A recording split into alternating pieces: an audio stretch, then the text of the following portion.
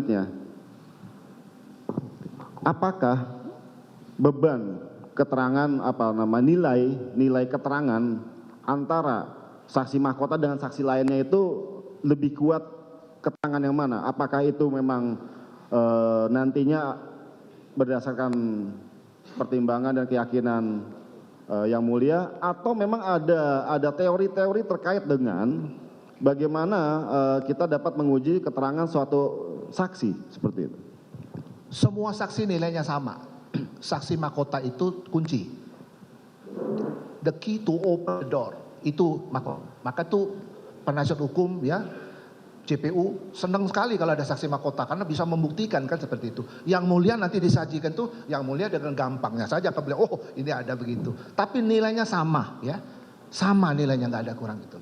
Ya. Seperti itu. Apakah ada juga mungkin kajian yang telah ahli pelajari apabila terdapat 2 orang saksi ahli mahkota yang berlawanan keterangannya?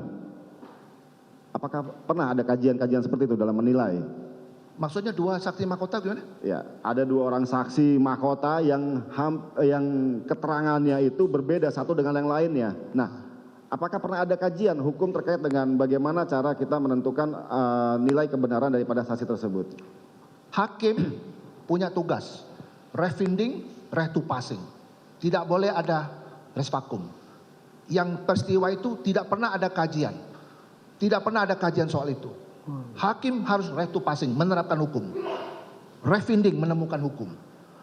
Kalau menemukan 2 saksi mahkota yang bertentangan, yang paling banyak mendukung saksi mahkota X itu, dialah yang mendekati kebenaran. Karena pidana ini tidak bisa 100%. 99,9 kebenaran materialnya itu loh.